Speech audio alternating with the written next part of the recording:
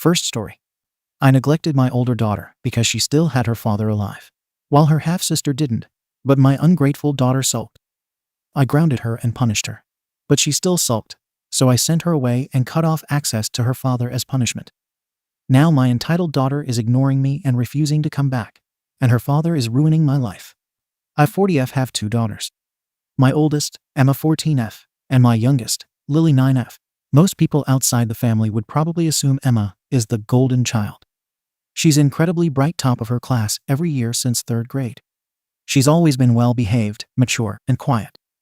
Teachers love her, and she's never been in any kind of real trouble. On paper, she looks like a model kid. Lily is the opposite in almost every way. She struggles with her grades, has a lot of behavioral outbursts mostly at home, though there have been incidents at school, and is generally high maintenance. She's emotional, clingy, and needs constant reassurance. But I've always believed that's understandable, considering her father died in a car crash before she was born. Emma's father is still around and involved in her life, even though we separated years ago. I won't lie. I've always felt a deep sense of guilt for Lily not having a father figure. It wasn't something she chose, and I've tried to make up for that by being more present for her emotionally and physically. I've taken her to therapy, mother-daughter outings, dance classes, and even short weekend trips, just the 2 of us. I never intentionally excluded Emma from these, but she rarely wanted to come. She'd either claim she had homework or say, "You 2 can go. I know this is more for Lily anyway." I assumed she just needed space, and I didn't want to force her into anything. That said, I tried to include her. Not every single time, but often enough. But the truth is Emma always kept her distance. Even before things escalated, she was already emotionally walled off. I don't know when that started, but I'd guess around 11 or 12. She got quieter and more sarcastic, less interested in family activities. I thought it was just puberty. Then around when Lily was 7, she started asking questions like, "Why doesn't Emma like me?" And, "Why does Emma leave when I come in the room?" At first, I brushed it off as sibling stuff. But it kept happening. Emma started physically getting up and leaving the room when Lily entered. She'd sit in silence at the dinner table, eyes glued to her phone, barely saying a word. If I asked her to help Lily with something like homework or finding her shoes, she'd act annoyed or flat out ignore it. I'll admit I probably handled it wrong, but I confronted her more like a parent scolding a kid than a mother trying to understand. I told her that she was being unfair to her sister, that she was hurting Lily's feelings. Emma would just shut down and say stuff like, "You only care when she's upset," or, "Why don't you listen when I'm not okay?"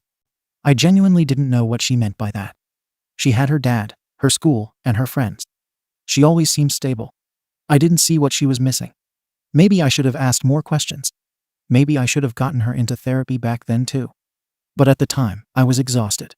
Between work, bills, and trying to support Lily emotionally, I didn't have much left in the tank.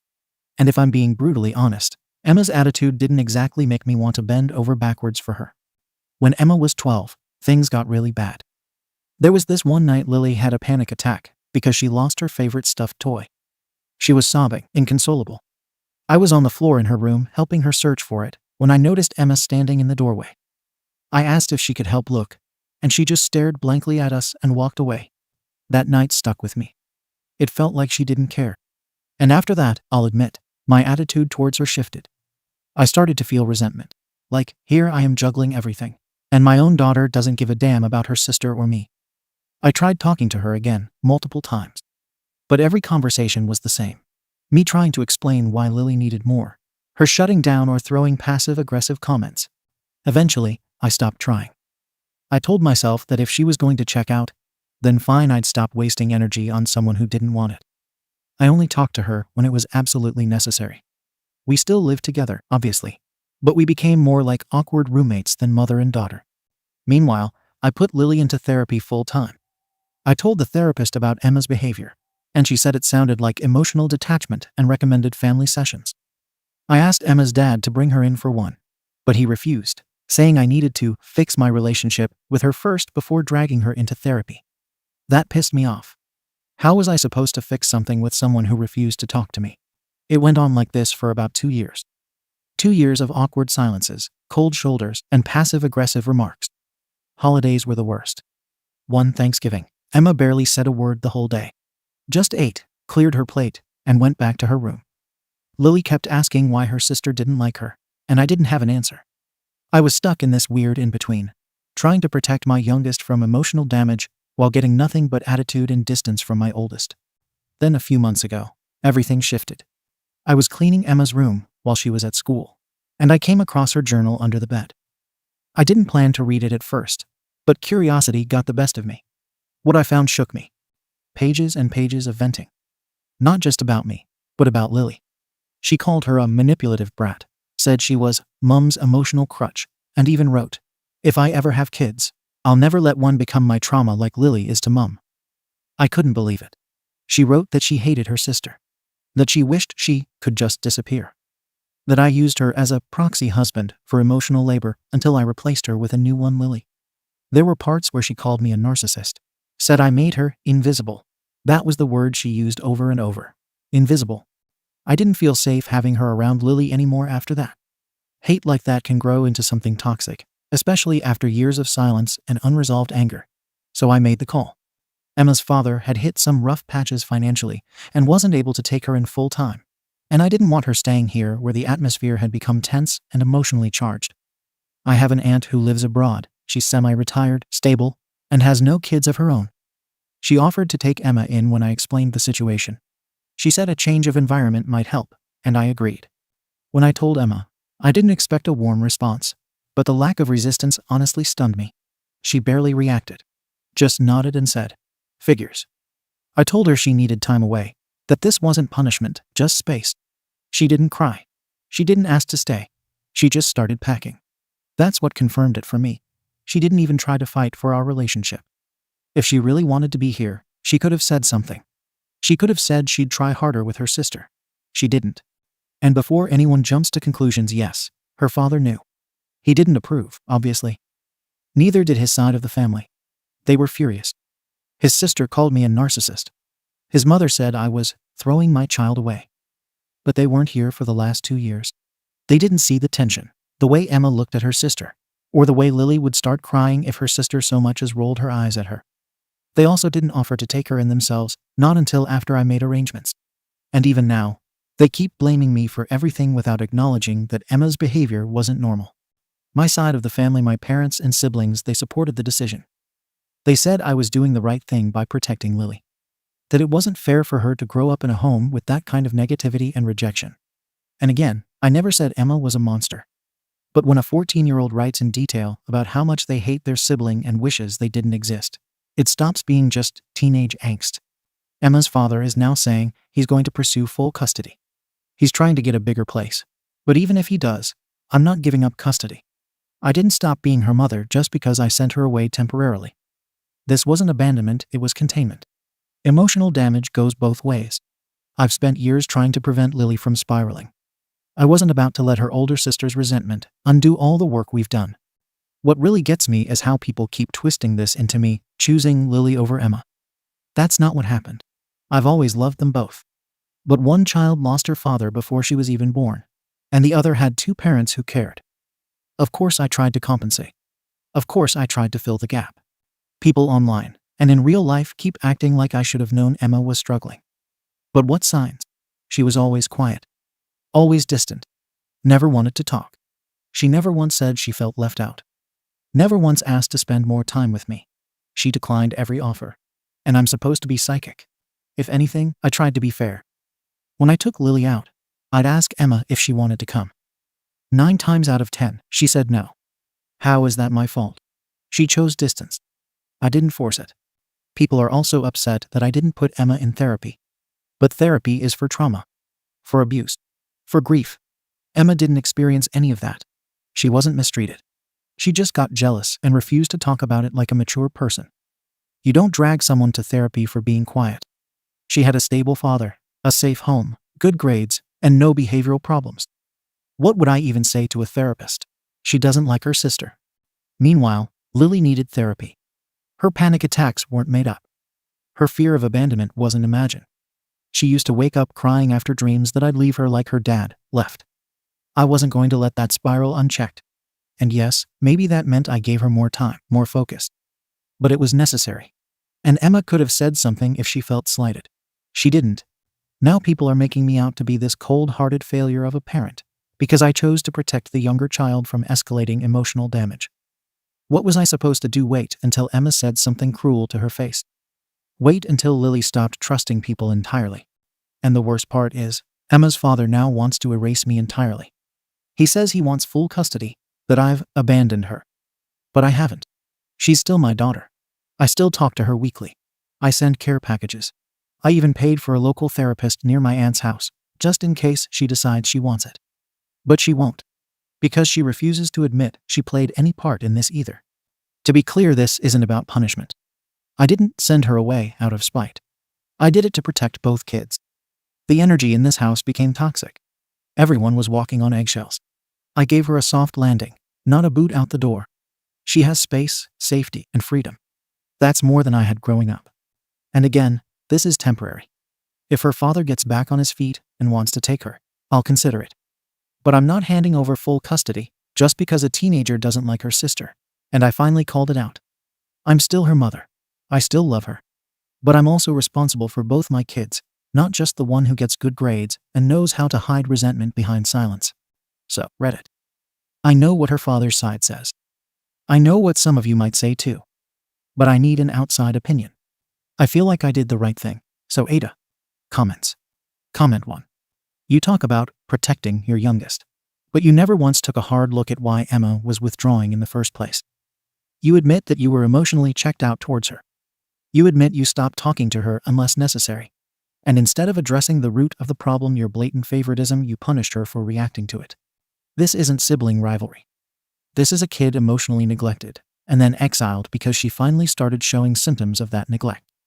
She wrote down her feelings in a private journal, which you violated, and instead of using it as a wake-up call, you used it to justify shipping her out of the country.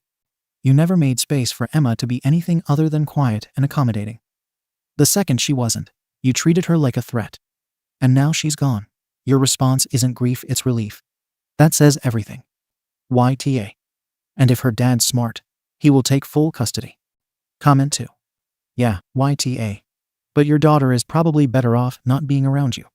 This post actually made my chest hurt. You are not just the arsehole. You're the entire problem. You neglected one daughter, emotionally lent on the other like she was your emotional support animal. And when your oldest cracked under years of silent pressure, you punished her for it. You talk about Emma choosing distance, but what choice did she really have? You ignored her needs, compared her to her sister, guilted her for not helping you cope with Lily's issues, then retaliated by icing her out like some weird lesson. That's not parenting. That's power tripping. You read her private thoughts, decided it meant she was dangerous, and instead of helping, banished her to another country. Do you even hear yourself? Honestly, the best thing that happened for her was leaving your house. You don't love her, you love the version of her that made things easy for you. When she stopped doing that, you threw her away. So yeah, YTA. But she's probably safer without you. Comment 3. You sent your 14-year-old daughter to another country. YTA for abusing her, yes. This is emotional abuse, reading her private diary, and literally exiling your daughter. Your post reads like a psychological horror story. You are the abuser in this situation. And what makes it terrifying is that you genuinely don't seem to know that. You neglected your oldest daughter for years. You weaponized her sister's trauma as an excuse for favoritism. You gave Lily therapy, affection, and protection. And you gave Emma silence, emotional withdrawal, and ultimatums. And when Emma finally expressed years of suppressed pain in private, your solution was to exile her. There is no other word for it. You exiled your child. And now you have the audacity to say, I didn't feel safe with her around my other daughter, when the only one who ever showed active harm in this household was you. You redefined golden child to fit your narrative. You say Emma wasn't abused, but what the hell do you call this? Years of neglect and psychological alienation followed by complete abandonment. I hope her aunt becomes the real mother she needed all along. Because if there's any justice in this world, you'll never get custody again. YTA to an unforgivable degree. Update. A lot has happened since my original post. I've read every comment, even the ones calling me abusive or a failure. I won't lie, it's been hard. After Emma had been living with my aunt for a few months, I started feeling ready to bring her back home. I thought she would have had time to reflect and maybe even appreciate the reset. But when I called my aunt about making arrangements, I got blindsided. Emma didn't want to come back, and worse, she had told my aunt everything. Not just about the tension with Lily or the house dynamic, but that I had read her journal, emotionally shut her out, and abandoned her. She painted me as this cold, manipulative mother who sent her away for being depressed. My aunt, who's never had children, suddenly started lecturing me on parenting. She said what I did was abusive, that I should have been in therapy with Emma, not just Lily. She told me I violated trust by reading the diary, and that I used my younger child as a shield to avoid facing my own failures. She said Emma had made serious progress, and that there was no way in hell she was sending her back. Then she threatened to call CPS if I pushed any further. That's when I realized just how far things had gone. My own aunt, who once said she didn't want kids because she wasn't cut out for it, was now trying to step into a mother's role with my child. It felt like a deep betrayal. She never consulted me about Emma's therapy and went ahead without my involvement, completely undermining my parenting decisions. Yes, I had told my aunt to help arrange therapy for my daughter, but she never informed me about any of this until now.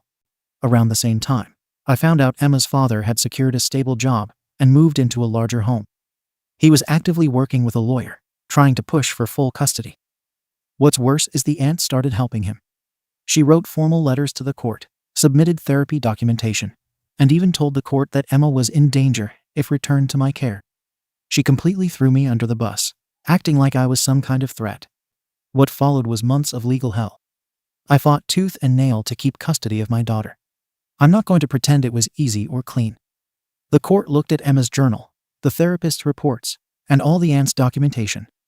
They painted me as emotionally absent, as someone who retaliated against her child instead of nurturing her.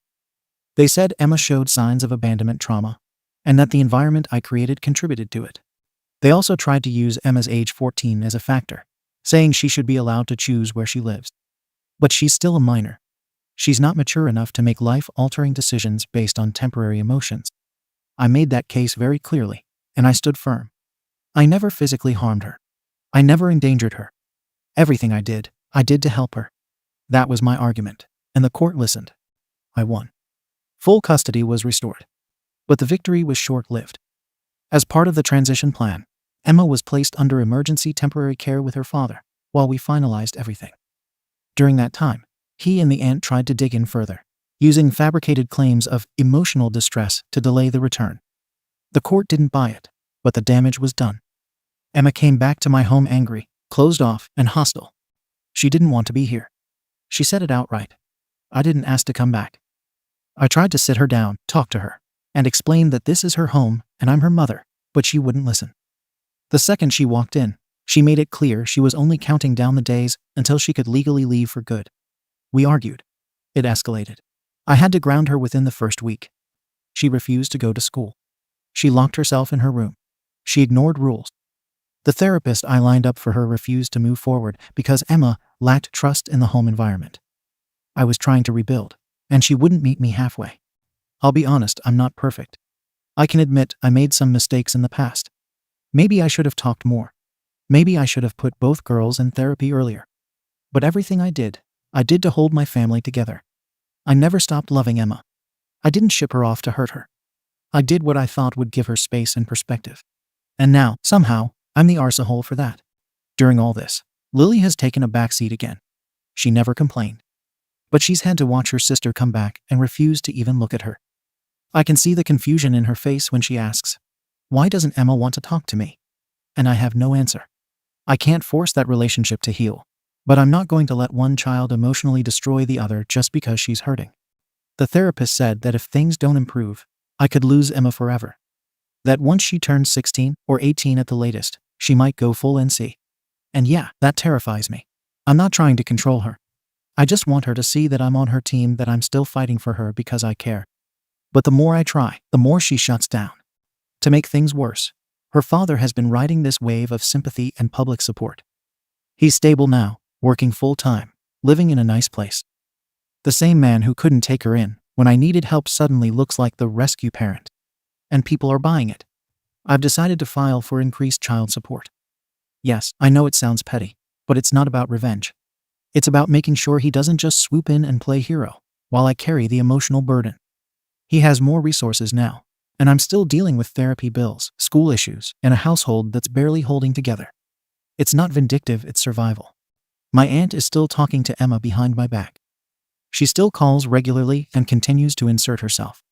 She even told me outright she's waiting until Emma is old enough to make her own decision. I told her she's done enough damage, and she hung up on me. I don't know what the next year is going to look like. All I know is I'm not giving up. People seem to think I'm this cold, bitter mother who plays favorites and throws kids away when they're inconvenient. That's not me. That's never been me. I've fought to protect both of my daughters, even when it cost me everything. Maybe I've made some wrong calls, but I've never stopped trying. I still believe I did what I had to do. Let the court say what it wants. Let my aunt judge from a distance. Let the father play the part. At the end of the day, I'm the one here, raising 2 daughters alone in a house that barely breathes. I just hope one day Emma sees that I never stopped fighting for her. Comments. Comment 1. Let me make this crystal clear. You didn't fight for your daughter. You fought a legal system to win a person who didn't want to come back. You lost your daughter emotionally years ago, and instead of reckoning with that, you forced her back into your house like a prisoner. Grounded her when she resisted. Ignored her boundaries. Blamed her. Called her unstable. You call her refusal to come home instability and proof she can't make her own decisions. That's not motherly concern, that's textbook gaslighting. And then this whole thing about increasing child support just to limit her father's resources. At least you're honest that it's petty. I'll give you that. But calling it survival is laughable. It's control. You couldn't stand him having leverage, and now you're using money to punish him for being the parent Emma actually trusts. You're not the hero. You're the villain trying to convince the audience the story's being told wrong. Comment 2. The saddest part of this update isn't the legal battles or the family tension. It's that you still think this is salvageable through force. Emma doesn't trust you. That's not teenage rebellion. That's the fallout of years of being neglected, emotionally shut down, and then discarded the second she became inconvenient. Your aunt saw that. Emma's father sees that. Even Lily, who you claim is fine, is probably carrying the silent weight of this whole implosion. You said she never complained. Of course not. She saw what happened to her sister when she expressed distress. Emma's return should have been a moment of accountability, therapy, and healing, not more grounding, more power moves, and more pretending that all you ever wanted was to help her. You didn't win. You just bought yourself more time to prove why she shouldn't stay. And trust me, once she can legally leave, she will. And there'll be nothing left but your own silence echoing back. Comment 3. You've convinced yourself you're fighting for your kids, but all you're doing is making them casualties of your pride. Lily didn't never complain. She learned early that expressing her needs led to punishment. You centered her for years, but now that she's no longer the focal point, she barely registers in this update. That's how generational trauma works. She internalizes everything so she doesn't end up like Emma. As for Emma, you still don't see her as a person. You see her as a failed project. The second she pushed back, you replaced empathy with strategy. You read her journal, which is already a massive violation, then used it as ammo to remove her. Then, when she finally found stability, you ripped her away again because you needed to win. And now you're playing the victim because the people around her won't let you keep controlling the situation. You're not trying to rebuild a relationship. You're trying to win a custody battle you already lost in spirit. Update. I didn't think it could get worse after my last update. I was wrong. After Emma was forced back home by the court, I realized very quickly that I needed to protect myself. Not just emotionally, but legally. I had already been dragged through one custody fight where my intentions were twisted into something ugly. I wasn't going to let that happen again, so I started documenting everything. I looped in Emma's school counselor and vice principal. Not to build a case, like some people will say, but to make sure there was a record. Emma was withdrawn, refusing to engage, skipping meals, and staying up all night. If something happened, I didn't want to be accused of ignoring warning signs again. I framed it exactly that way: concern, safety, accountability. I asked for regular check-ins and written summaries. I needed a paper trail. At home, things only escalated. Emma accused me of watching her, of treating her like a criminal. I told her that trust had been broken on both sides and needed to be rebuilt. She didn't accept that. She refused family therapy sessions unless I admitted I abused her. I wouldn't do that because I didn't abuse her. I made mistakes. I reacted badly at times. That is not abuse. At one point, I asked her to write a letter to Lily. Not an apology, just an acknowledgement. I thought if Emma could put something in writing, something concrete, it might help both of them. Emma exploded. She said I was forcing her to perform emotions and stormed off. I ended up limiting contact between them because the tension was hurting Lily more than the silence. I also pushed for a psychiatric evaluation. I know how that sounds, but Emma wasn't eating properly, wasn't sleeping, and wasn't functioning. She rejected every adult who tried to help her. I needed answers. The evaluation didn't diagnose her with anything severe, but it noted anxiety, depressive symptoms, and environmental stressors. Emma latched onto that phrase like it was proof I was the problem. Then I made another mistake, apparently unforgivable in everyone's eyes. I told Emma plainly that certain privileges, college funding, extracurriculars, financial support beyond basics, depended on her willingness to engage and stabilize. I wasn't threatening her. I was being honest. I can't bankroll a future for someone who refuses all responsibility and cooperation. She took it as blackmail. That's when I found out she had been planning her exit all along. I accidentally saw messages on a shared device between her and my aunt. They had been planning for her to leave the moment she turned 18. Savings, document, housing. A full plan. I felt physically sick reading it. Everything I had fought for, every court battle, every sleepless night, and she was just waiting me out. I contacted a lawyer about a cease and desist against my aunt for interference. I didn't go through with it, but the damage was done. Emma found out and told her father. From there, things snowballed fast. Emma's father re-entered the picture aggressively. His finances were unstable again, barely holding onto his job. But he filed emergency motions anyway. And this time, the narrative had shifted. Suddenly, Emma's weight was being scrutinized.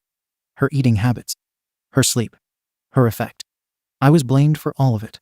I didn't even realize how much weight she'd lost. That's the part that haunts me. Not because I didn't care, but because everything was in constant crisis mode. Arguments. Lawyers. School emails. Therapy refusals. By the time it was pointed out in court, it looked damning, like neglect. I was dragged back into court again. This time, Emma spoke. She begged the judge not to send her back to my house. She said she felt watched, controlled, and unsafe emotionally. She said she couldn't eat or sleep there. That she felt like everything she did was evidence against her. Her father backed her up. My aunt submitted more documentation. And suddenly, all my careful records were reframed as surveillance. My attempts to get help were painted as coercion. The judge ruled against me. I lost custody. Emma went to live with her father. I can't even describe that moment. Years of fighting, and it was over in minutes. Lily cried for days. She kept asking if she was next. If she'd be sent away too. My parents stepped in temporarily to help stabilize things. But temporary turned into something else. Lily started pulling away from me too. She stopped confiding in me. She stayed longer and longer at my parents' house. Eventually, they suggested she stay with them for a while, until things calmed down. That was the moment I realized I was alone. And it didn't stop there. Someone Emma's school, or her father, or my aunt, I don't even know, contacted CPS. They showed up asking questions about neglect, about food, about emotional safety. I wasn't arrested, but I came close. If not for my lawyer, it could have gone very differently. My job caught wind of it. HR hasn't said anything outright, but I was put on leave, pending review. I don't know if my position is safe. I don't know how long I can cover legal fees if it isn't. I hate my life right now. I hate the last few years. Every decision I made was framed as malicious. Every attempt to help turned into proof that I was dangerous. I lost both my daughters because I cared too much in the wrong ways. People say I should have let go earlier. Maybe they're right. But what mother is praised for giving up? What mother is supposed to just step aside and watch her child spiral? I'm rebuilding from nothing. My house is quiet. I don't know what comes next. All I know is that I never set out to hurt anyone. And somehow, I ended up losing everything anyway. I don't even know what judgment I'm asking for anymore. I just needed to tell the full story. Comments. Comment 1. You fought for custody like it was a war, not a relationship. You talk about fighting for your daughter, but you never once talk about listening to her. Everything you did, from forcing her home to using her counselor for documentation to reading her private messages, was not about love or care. It was just dominance. Emma was starving herself, emotionally and literally. That's not rebellion. That's distress. That's survival mode. And your response was to use that in court to force her to stay. And now you're shocked she begged to leave. Come on. She didn't spiral because of the aunt, or her dad, or Reddit. She spiraled because she lived in a house where every feeling had to be justified in writing, and every interaction was weaponized. You wanted to be right more than you wanted to be close. And now you're alone. Comment 2. Your kid wasted away in your house, and you want sympathy. She wasn't just unhappy.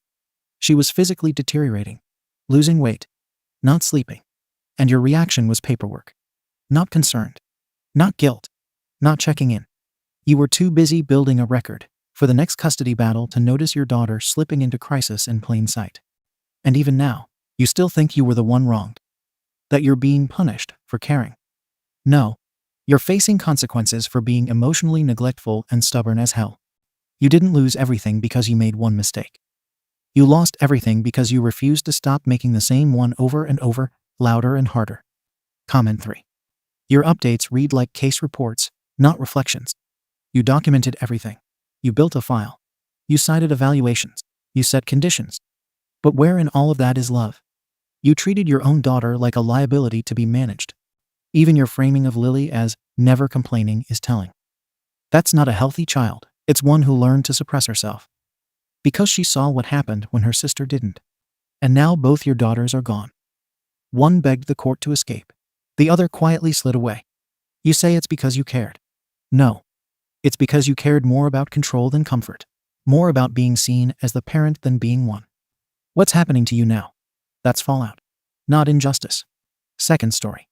My brother got caught talking in class, and my father called him an excuse of a son, a mistake, and a girl as punishment. My little brother is the smiliest boy ever. He's extremely cheeky and talks a lot. He also gets into a lot of trouble at school.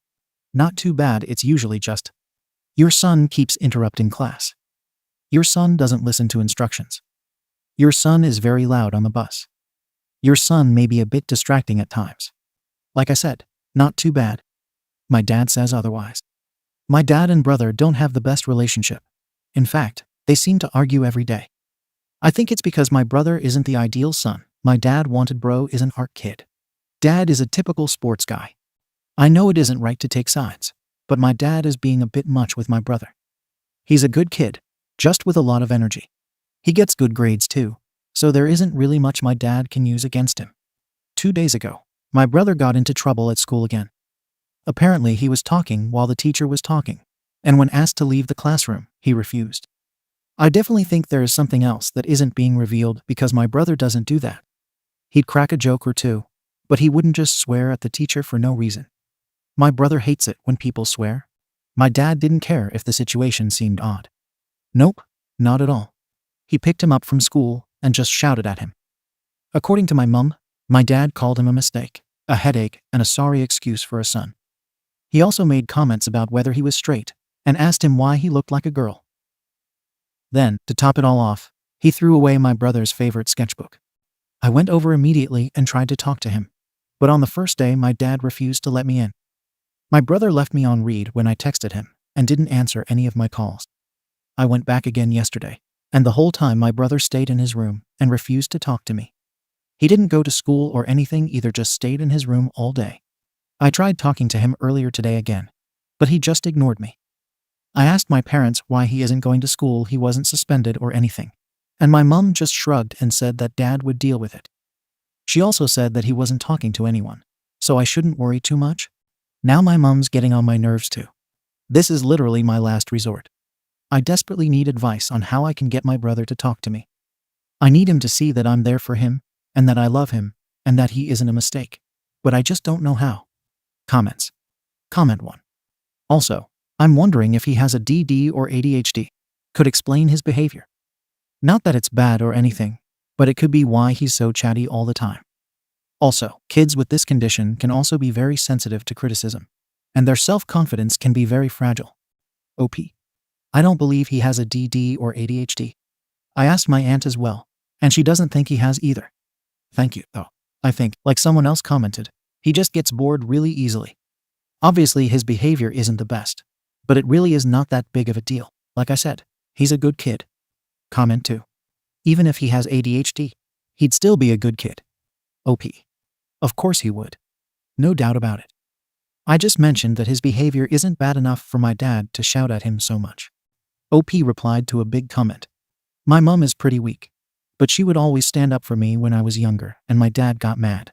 So I have no clue as to why she's acting so odd. Hell, my dad wasn't ever this bad to me. I was worried about him not eating as well.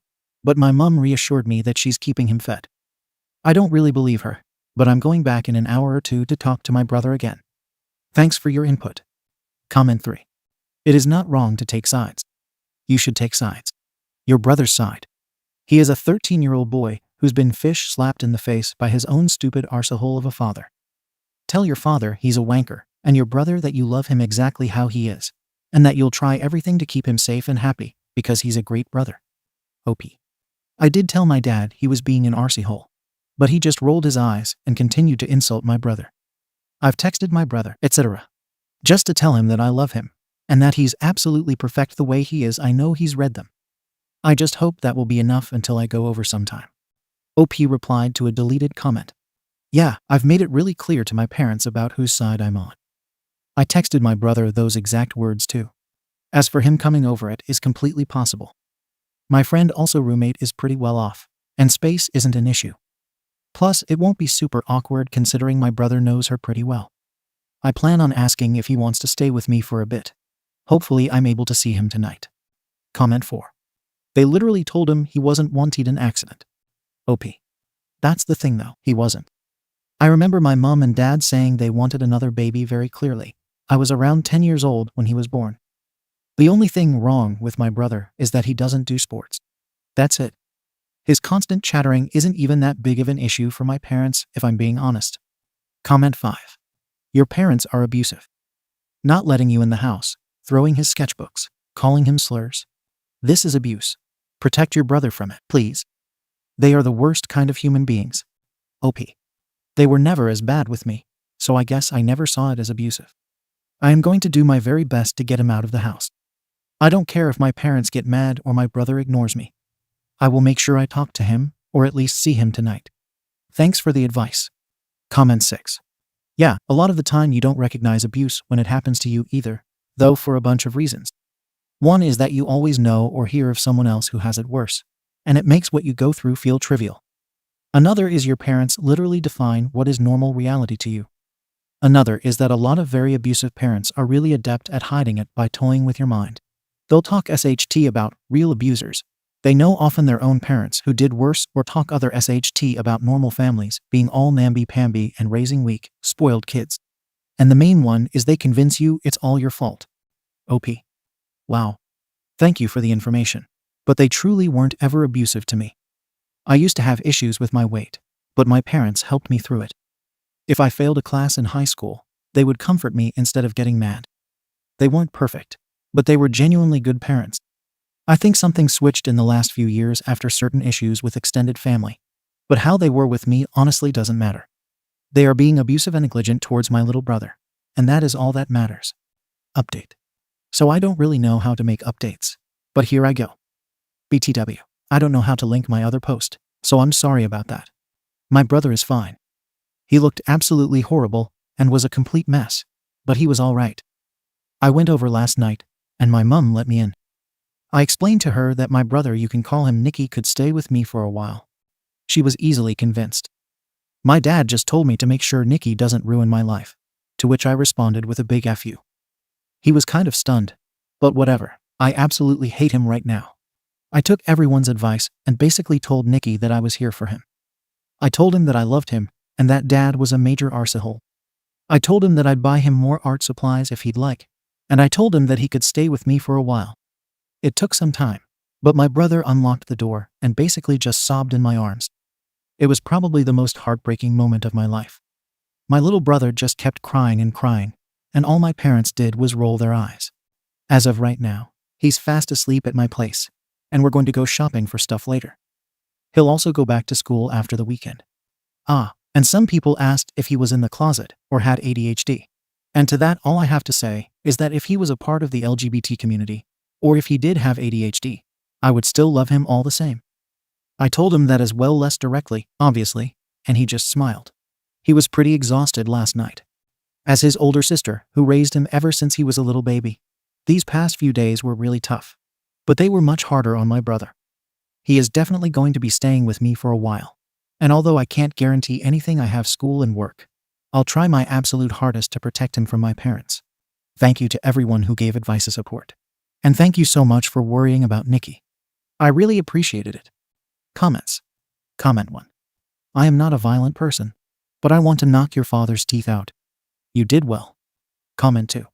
I'm not either, but I would be waiting in line. Comment 3. My dad told me with venom when I was 17 that I have a black heart, and I'll never change. He went on about why I would even pretend to be a good person when I'm obviously not.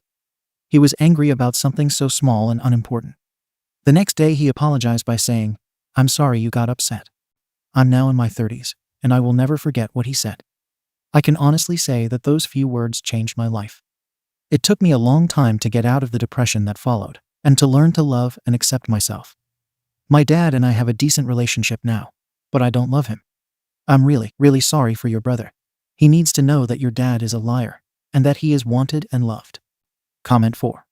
Practical advice. Document. Keep all receipts and document this story with as many corroborating details as you can. It is better to have this ready, in case your parents try to loose their venom on you, than to have to scramble. I can visualize them calling the cops or protective services, saying you kidnapped him. He is very lucky to have you in his life. Please keep being the wonderful person you are. Thank you for watching the video. If you are interested in listening to these kinds of stories, we've got more in store for you. Simply subscribe to our channel, hit the like button, and share it with your friends.